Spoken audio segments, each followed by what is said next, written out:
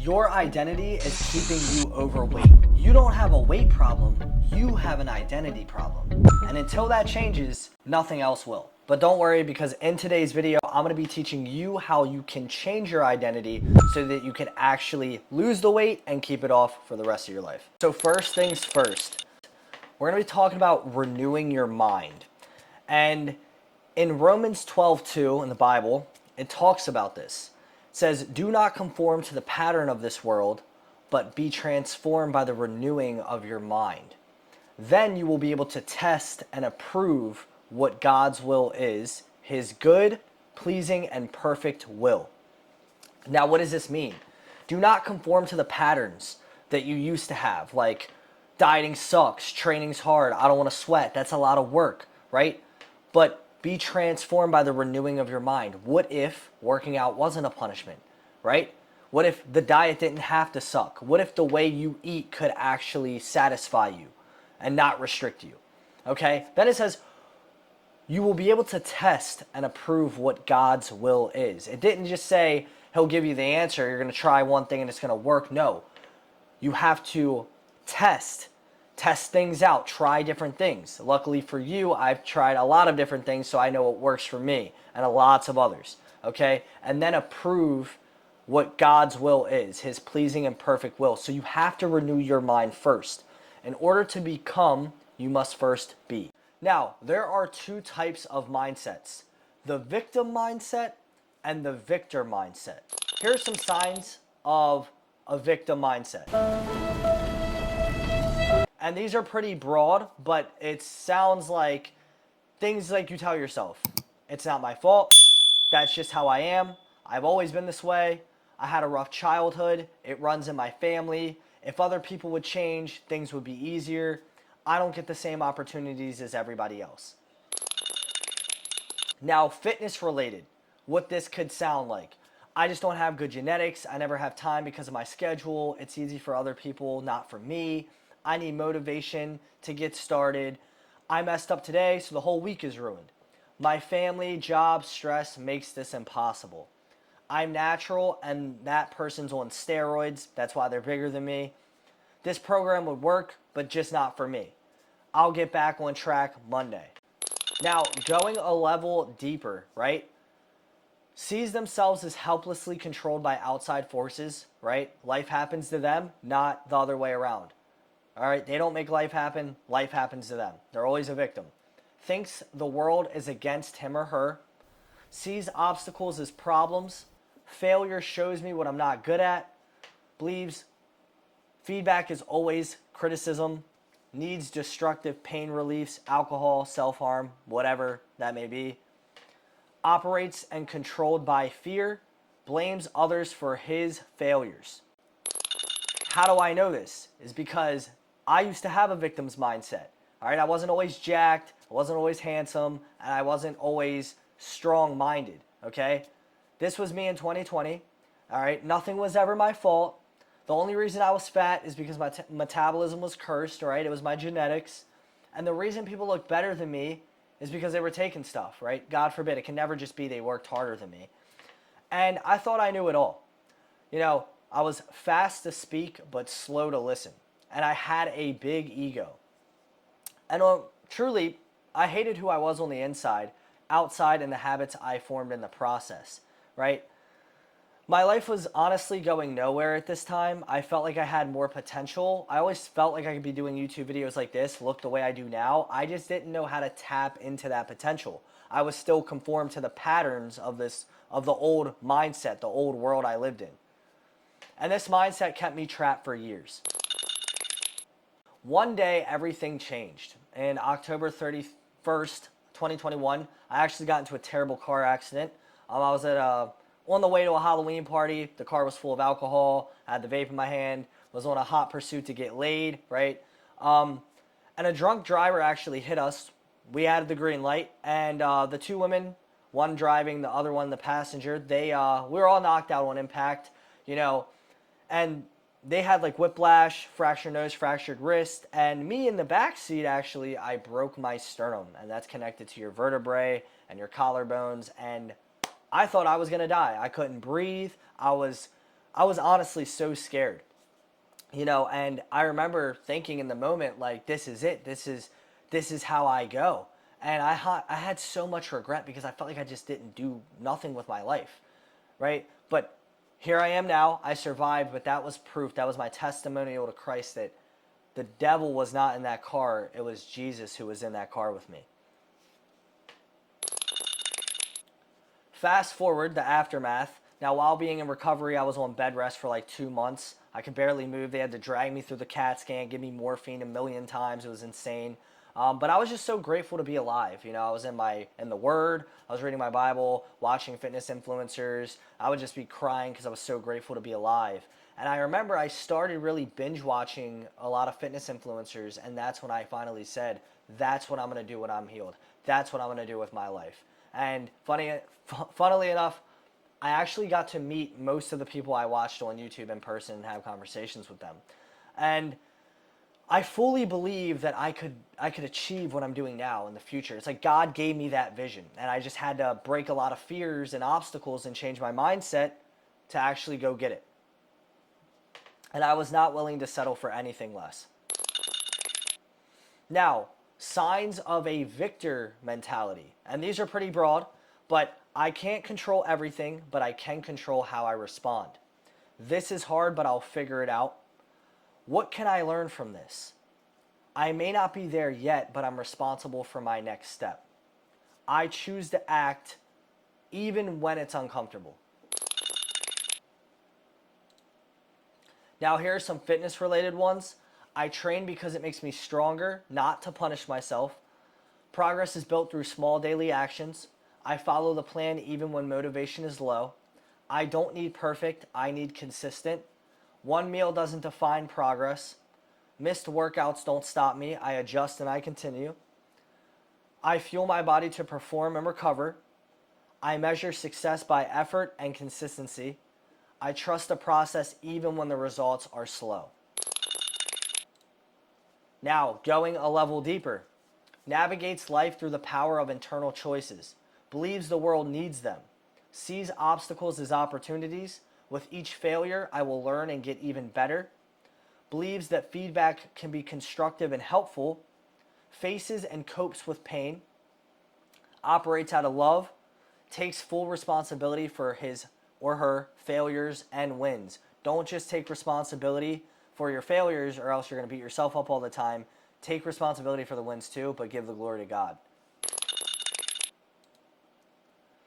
Now, here's me in 2025, and I have a victor's mindset. Now, mind you, I'm still a human, so I still have my days, but this is the mindset I have been able to adopt for the last couple years. Everything is my fault. I have complete control of what I put in my mouth. Being fat is a choice. Some of you guys might get pissed, but think about it. You grabbed a fork, you grabbed the food, you plunge your fork into the food, then you lifted the food up, and then you put it in your mouth, you closed your mouth, you chewed up the food, and you swallowed it. That's a lot of small decisions to lead to a very big outcome later on of you being fat. Get pissed all you want, but it's the truth.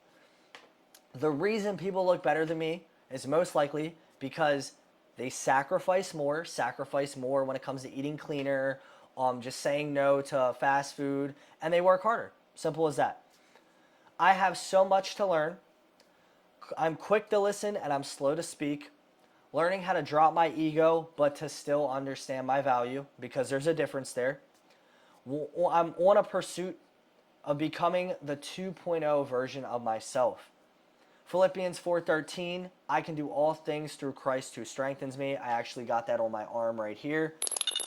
And honestly, I'm just so grateful for the man God has formed me to become. My life is full of purpose now. I wake up and I'm happy. I'm happy to get after it. I'm happy to make these videos for you guys, to help my clients so they can make transformations just like I did. And I'm becoming stronger mentally, physically, and spiritually every day.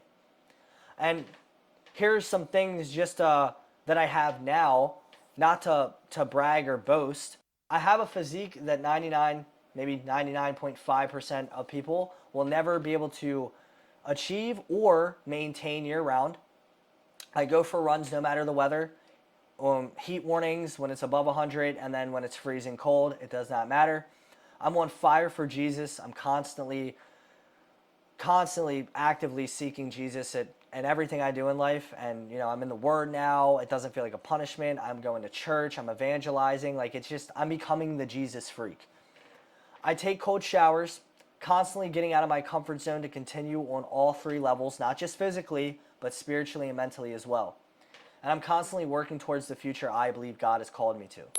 Now, why mindset matters in fitness? Because mindset actually comes first. If you're in a room and the room's dark, immediately your mind says, let there be light. So you flick a light switch. It's not something you really have to set a game plan on how to do. It's dark, let's turn on the light. You're hungry, let's eat food, right? It's not something you really have to think hard about. So mindset comes first in everything we do, not just fitness. But in fitness, it's not just physical, it's spiritual, mental, and behavioral, right? Motivation fades, because it will, and you probably know this if you're watching this. Identity remains. Becoming the person who goes to the gym anyway, who eats the food anyway, who tracks it, weighs it, shows up every day. That's your identity. Results follow beliefs. As you keep making results, your beliefs will turn into, wait a second, I am becoming the man I want to become. Now, this is how mine looked. You had my old self into the process, into the new self. But in the middle, that's where all the countless nights, workouts, sweat, tears, that's where all that happened, right? It was a process. And you want to fall in love with the process because that's the little things that get you to the big thing, right? And whether that's 20 pounds for you, 50 pounds for you, or actually just gaining a whole bunch of muscle, it's the process of where this thing happens, right? In Proverbs 23:7, it tells us, for as he thinks in his heart, so he is, right? So how do you think about yourself? And what are the things you tell yourself? Are you always beating yourself up? Are you always negative? And if you are, you probably have a life that sounds a lot like that, right? If you're negative, you're probably always going to have negative things around you, arguments, drama, just things that hold you back. Now, when it comes to the way you think and the way you process information, there are two types of thinking: outcome-based thinking and identity-based thinking. And I've experienced both. And what I found out was, for the longest time, I actually had an outcome-based thinking. So what this sounds like is, I want to lose 20 pounds. I'll be happy when I lose the 20 pounds. I failed, so what's the point? What I realized with this outcome-based thinking was, I was only ever happy when I achieved the desired outcome. But then I would achieve the desired outcome and I just wanted more. So I was almost never happy, satisfied, or fulfilled. Only for maybe a day, maybe for a couple minutes. But I always wanted more and more and more, and this robbed me of the joy in the process, that journey, right? Nowadays, I have an identity-based thinking, and this helps so much. This is why I think I have the motivation I do, because this sounds like I am someone who trains. I make disciplined choices. I get back on track quickly. You telling yourself and constantly acting in accordance of the identity you want to have. Are you disciplined? Do you go to the gym when it's raining? What kind of food do you put in your body? If you do have a cheat meal, how do you go about it for the rest of the day? Do you binge, or do you tell yourself, I'm not this type of person anymore? And constantly think about who you want to become. Ask yourself things like, the person I want to become is someone who, the version of me that does these three things daily, that version of me does these three things daily. Get a journal and use it intentionally. I use it. It's helped me overcome vices, addictions, and break procrastination out of my life. And literally, I give the same framework, the same journaling to my clients. I make them do it because it really is a game changer. And if you stick around to the end of this video, I actually give this framework at the end of this video, so stick around. Now, one thing is, we have to break the all or nothing mindset. You know, I messed up on the diet, so now I need to go all in and just binge, okay? I've been there. I've done that plenty of times. It doesn't lead to anything good, trust me. Common traps of the all or nothing mindset is: one bad meal equals failed day. Missed workout equals quitting the gym. Vacation means I'll restart Monday. Now, here are some reframes. One meal doesn't erase progress. This is coming from a fitness coach. I promise you it doesn't. The body almost doesn't even process it like that. Consistency versus perfection. I'm not perfect. My clients aren't perfect. But guess what? We are consistent, and that's why we get to look how we look year round. Progress resumes immediately. If you do mess up, don't beat yourself up over it. Acknowledge it and move on. It's fine. Most importantly, fall in love with the controllables. Fall in love with the gym. Maybe you're at the gym and you hate it. Try listening to music. Try listening to a podcast. Try buying gym clothes to make sure the experience is fresh. It's fun. You want to get dressed to go to the gym. Whatever it takes for you to fall in love with the controllables is going to make your life a lot easier on becoming the person that is fit. Now, I want to take a second. I want you to guess what this circle is.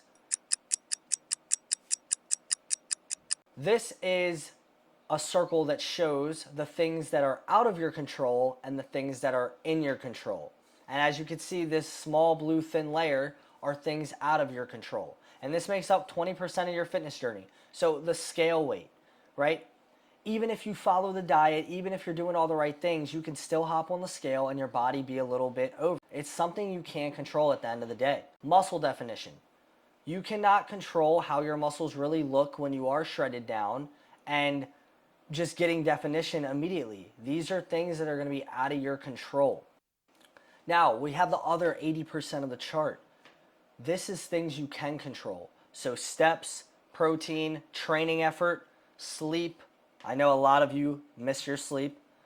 Check-ins, and the food you put in your mouth. You win the day by executing the controllables, not chasing the scale. So many people, myself included when I was younger, would just chase the scale, chase the scale, chase the scale. And if you are chasing the scale, hate to break it to you, the scale is comprised of water, glycogen, muscle, fat, bone density. That's a lot of weight in a lot of different areas. So just because you're losing 5 pounds a week does not mean it's all fat. Most of the time, it's actually little amount of fat and a lot of muscle that you're losing in water. Let's talk about redefining failure. The old definition is failure means I messed up, right? I screwed up, I failed, I didn't do the workout, I didn't show up, whatever. I messed up, I failed. The new definition I want you to program your brain with is failure only equals quitting. If you quit, that's when you fail. As soon as you say, you know what, I'm done with the diet, I'm done with the gym, that's when you failed, not when you mess up. Ask yourself these things. What did this moment teach me? What's the next best decision right now? What would the future version of myself do right here, right now? Self-talk and daily language. This is huge. In order to get the identity you want, you have to believe it. You have to believe it so much that you actually start talking to yourself with that positive reinforcement. And the words that come out of your mouth are powerful. So watch how you talk about yourself and the things that you say. This is what negative self-talk sounds like. I'm bad at dieting. I always mess this up. I'm not built for this. The gym isn't for me. Instead, have positive self-talk. It's okay to love yourself. I'm learning consistency. I'm one step closer. I am meant for this. My future is bright. Now, here's a word that usually scares a lot of people. We're going to talk about discipline. This word is usually linked towards punishment or pain. You think discipline, what do you think about? Goggins, running in the cold, Marines, soldiers, cold showers, just the basic things that sound like punishments. I know I told you guys to keep your hands off your knees and thighs. Things even like crying, sweating, suffering, no rest, fatigue, right? All the stuff that you don't even want to experience. But in reality, discipline leads to freedom. Freedom leads to confidence, and that is what gives you your identity. Discipline is a vote for your future self, okay? Every time you say no to today, you say yes to the version you want to become in the future. You train because you respect yourself, not because it's a punishment.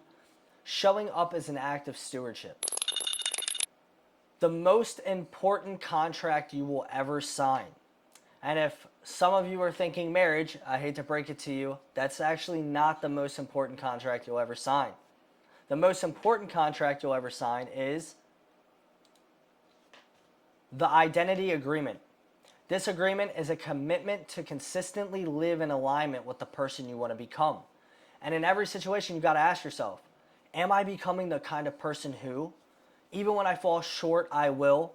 My standard moving forward is, right? So if you want a six pack, you have to live in alignment of that, right? The guy who's jacked, does he skip the gym or does he love going to the gym? You have to act in alignment. And every decision matters. This is an agreement that you sign every day. Each decision you make will either be aligned or unaligned to the person you want to become. Start getting intentional with your future. This is the journaling framework I use and I give to my clients. This has really done a lot for me. And I get it, it's just a pen and a paper, but if you actually wake up in the morning, take 10, 15 minutes, relax and fill this thing out, it can really set the tone of your day and it can really help you live in alignment with the man you are ready to become. So starting with intentions. Intentions is going to be something like how your intent is. What are your intentions for the day?